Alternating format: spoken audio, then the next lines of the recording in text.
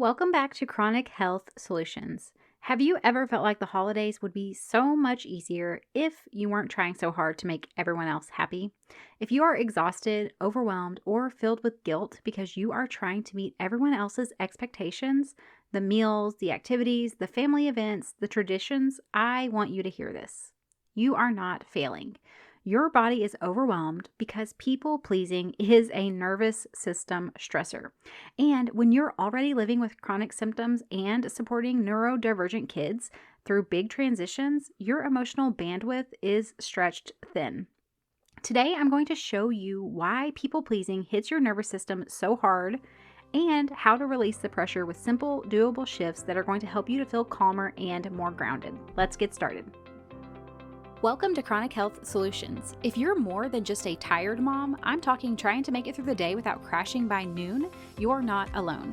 I'm Ashley, a wife, mom, and certified health coach. I have been where you are, battling chronic health symptoms and chronic illness, things like brain fog, joint pain, and fatigue that made me wonder if I'd ever feel like myself again. After uncovering root causes like stress, poor sleep, and hormone imbalance, I found simple health routines to begin to feel better, one simple habit at a time. Keeping up with your kids is not impossible. Pop in your earbuds and take a break from the chaos. It's you time. Before we dive into the episode, I just want to give you a quick reminder that today is the last day of my buy one, get one free one-on-one coaching sale. If December already feels heavy, if your symptoms are creeping up, or if you want support creating simple habits that are going to help you to feel better, then this is your time to join me for some one-on-one coaching. It's going to be 2 sessions for the price of 1. A chance to finally build habits that are going to help you to feel like yourself again and keep up with your kids. If you want to know more details, you can go to ashleybraden.com/coaching. That is ASHLEYBRADEN.com/COACHING. Or there is a link in the show notes below. I hope to talk to you soon. All right, let's get into today's episode. I will never forget the December whenever I said yes to everything. Every event, every invitation, every family expectation, every little thing that the kids asked me to do. And honestly, none of it felt bad. It was all good. It was meaningful. It was important. But somewhere in the middle of it, I realized I wasn't doing any of it because I actually wanted to. I was doing it because I did not want to disappoint anyone else. My body was tired. My symptoms were flaring up.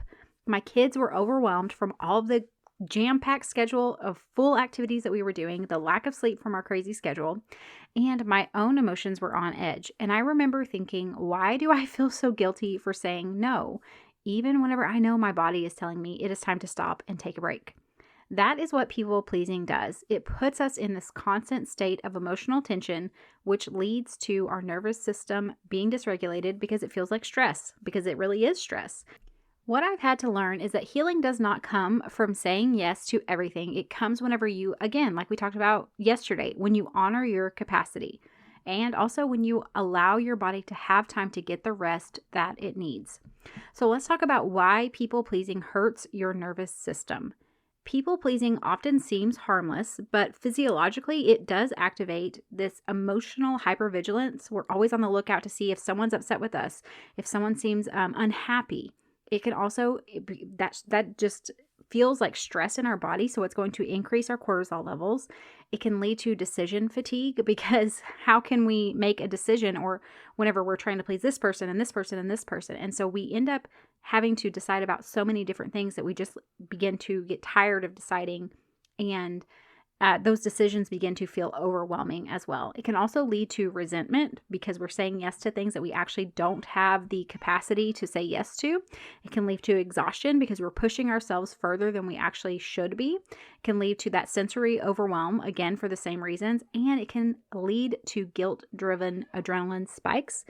It also can lead to guilt in general because we're saying yes, then we're feeling upset or resentful towards that person that we said yes to, and then we feel guilty that we feel upset with them. It just can be a very vicious cycle. And your brain begins to read these situations as essentially, I must keep everyone happy in order to be safe. And that belief is going to drain your body of energy very, very, very fast. So here are 3 holiday-friendly ways to release some of this people-pleasing gently. And I do want to say this, I am a person who has struggled with people-pleasing, really have come a long way in that, just from difficult situations that I was put in where I just kind of had to let that go and be okay with what other people thought about, or that they might not be happy with the decision I made.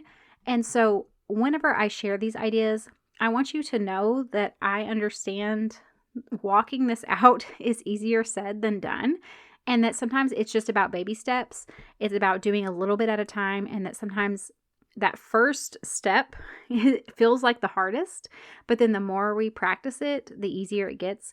And also, as with anything, anytime we talk about boundaries or anything like that, I always say we want to do these boundaries or begin to veer away from people pleasing, but still doing it from a place of love, not from a place of anger or resentment or anything like that. So first, let's talk about the first shift that you can work on, which is the identity of like shoulds. So this is where most people with chronic illness, especially moms, we get trapped in this, like the shoulds, without realizing it. They are the shoulds, as I call them, are tiny stressors that to your brain, it feels like an emergency. These are going to be things like, I should be able to keep the house clean. I should volunteer for that event. I should spend more time with my family. I should take my kids to this event. I should push through even though I am beyond exhausted. I should show up even if my symptoms are flaring. I should be able to handle more than I can. Every should is going to trigger your cortisol levels to increase, inflammation, emotional tension, increased heart rate, more fatigue, brain fog, and guilt. Your body is going to treat every should like a threat to your nervous system. So how can we interrupt that? How can we stop it? The first thing I want you to do is to write down every should about yourself. So not what you want, not what you choose, not what actually matters to you, but the things that you feel you should do. The things that feel heavy, the things that feel like pressure, the things that you feel like you owe people in your mind. I want you to just sit down, get a piece of paper, and write them out. And I would be curious to hear if you want to share with me. Come either email me, message me on social media, or come over to our Facebook group and share with us. I'll have all of that linked down in the show notes below. But I would love to hear how many things are on your list. A lot of moms would be shocked to realize, oh my goodness, I have, 15, 20 things of shoulds on my list. No wonder I feel completely overwhelmed by the amount of things that I feel like I should be taking care of. Okay, so after you've made that list, then I want you to go and circle anything that feels stressful to you. So you look at that thing and instantly you feel like your stomach drops, your jaw clenches, your chest feels tight, you tense up your shoulders. That is a sign that your body is saying, hey, this is the thing that is stressing you out so much. So let's look at those things. What are those things for you? So look at that list, circle the ones that feel like the heaviest to you. Then look at those circled items, and those are going to be your stress leaks. So these are the things that are draining your energy, your capacity, your patience, your ability to sleep, your emotional resilience. So whenever you say, why am I always tired? Often it could be because you're living under a mountain of unspoken shoulds that are really just draining your energy. And oftentimes as moms, especially moms who are dealing with chronic illness, we will override what we actually need because we don't want to disappoint people. We feel responsible for everyone else's emotions and making sure everyone else is happy. We want to keep things peaceful. We want to keep the peace. We don't want to be seen as difficult or too much. We don't want to be in conflict with anyone, or we don't want to be a burden to anyone. And also, a lot of times we are used to absorbing the needs of others and being there to support others. So what ends up happening, and a lot of times why we've ended up in this state of physical unwellness, is because of all of these reasons. We've ignored ourselves, ignored our needs in order to make sure everyone else around us is okay. And obviously, as a mom, I'm not speaking about like selfishness and being self-absorbed. I think there is a good balance. Like, we do want to do things for others. We obviously, as a mom, want to make sure our kids are cared for, but not at the expense of our own body and our own physical health. So I think when we look at this list, you look at the ones that you've circled and then ask, does this feel like something that I actually want to do? Does this feel like something the Lord is calling me to do? Do I feel peace about this, or do I feel pressure? And I promise you, you will know within just a very brief amount of time, pretty much right away, you will know, okay, I either feel peaceful about this or I feel pressured. I feel pressure to do it. And that's why I'm wanting to do it, is because of pressure. So if you feel peace about it, then great. That means that that's something that you probably should be doing. You feel relaxed. Your shoulders aren't tensed up. You maybe even feel relieved or excited about doing that thing. But if it's pressure that is motivating you to do that, then now we need to look at it and say, okay, is it something that could be a no? Can I get out of this? Can I say, no, I can't do this? Is it something that I could say, wow, I would like to do this, but I can't do it this year? Or is it just something that is yes, like I don't have a choice. I do have to do it. And so, yes, I'm going to continue with it, and I will figure out some management tips to deal with the situation as I move forward. So if it is a no, it could sound like, hey, I cannot commit to that right now, or that just won't work for me. If it's something that's a not right now, you could say something like, I need to check my schedule first and then I'll let you know. Or it could be, let me get through today and then I will let you know. It could also be, I can't do that this year, but I am looking forward to doing it later.